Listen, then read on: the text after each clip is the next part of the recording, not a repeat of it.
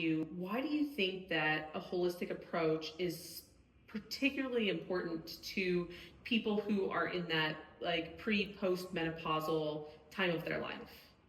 Yeah, so, well, first off, as a pelvic health or pelvic floor physical therapist, like I always tell people, and I was telling somebody this the other day, that like your pelvic floor and all the things that go along with that a lot of people complain about with perimenopause or menopause, like urinary leakage or things like that. The pelvic floor is just part of a whole body, right? It doesn't ever function in isolation. So when we think about holistic post-menopausal or anything, doesn't matter, anytime. So it just functions along with the rest of your body.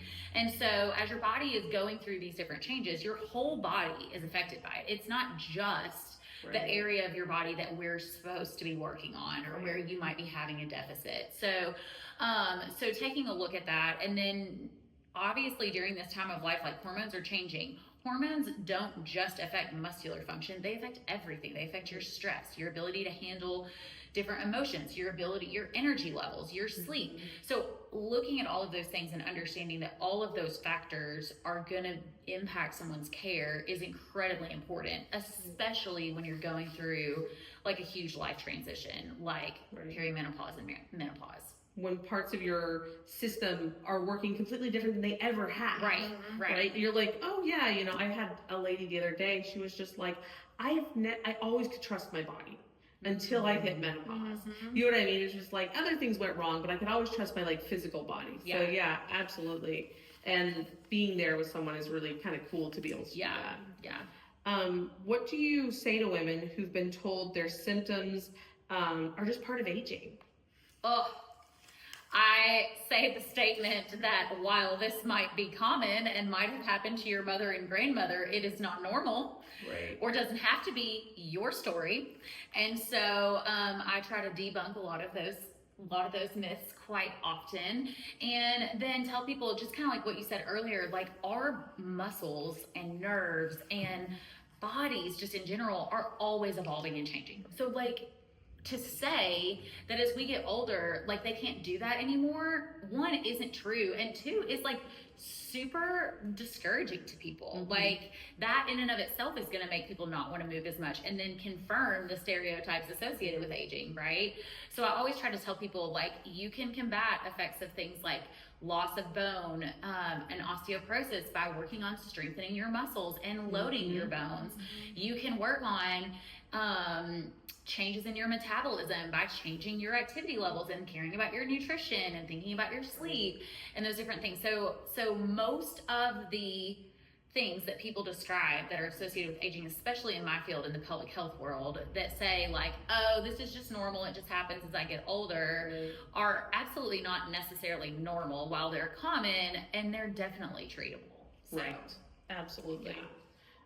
Could you share a success story of someone who initially believed that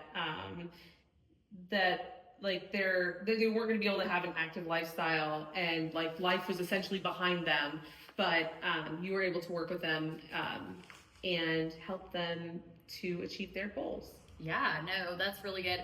I had a patient, she wasn't quite into that perimenopausal stage yet, but was kind of getting into that. And she had had a baby like 9 or 10 years ago. She had had her last child, and she had had a C-section and just felt like she couldn't do any of the exercise that she enjoyed doing, felt like she couldn't really be as involved with her kids like she wanted to, because like she just felt weak and was even scared. Like she had some remaining ab separation, and the doctor had told her like, don't do all of this stuff and don't do all of that stuff and don't do all of this stuff. And but so she was, this is one of my favorites, because like, but on the other end of it, they're like, but osteoporosis. Yeah. You know what I mean? Like, what is this? Yeah.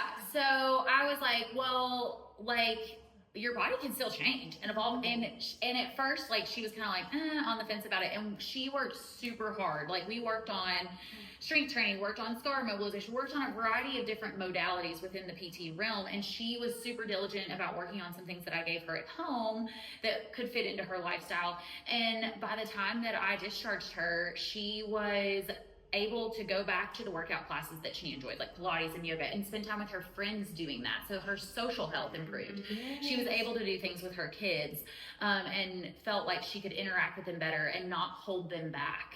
Right. And then she felt more confident in her own body. So her like overall mood improved, just feeling like her body hadn't failed her. Like she was able to overcome the challenges that she had experienced in her body. Absolutely. So it was super encouraging for me. Obviously, I mean, that's, you mentioned earlier, that's the benefit of what we get to do, is get to see those transformations and help be a part of the team.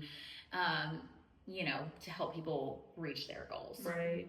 And it's so cool because like not like having the time and the space to really not just kind of know what someone's goal, because like when I go to the doctor, someone asks me my goals, I don't, or like even like if it's a kind of that insurance quick I'm just writing something. You know, like my goal is to, you know, walk up the stairs without pain or something. But when you really get to talk to someone and get to know them over time, you find out they're willing to let you into even the goals that they really thought that they were never going to be able to have again. And that seems like one of those stories where she was actually then started to realize like, oh, maybe this other thing isn't lost to me. Yeah. Which is really cool. And the other thing that you said that I loved was essentially that like you were able to work on scar tissue. You know, it's, especially with, I think with pelvic health, people don't realize how much goes into it. It's not just Kegels. It's not just direct pelvic floor work. It's the whole unit, and sometimes that is like scar tissue and other issues that go along with preventing preventing healing. Yeah, for sure.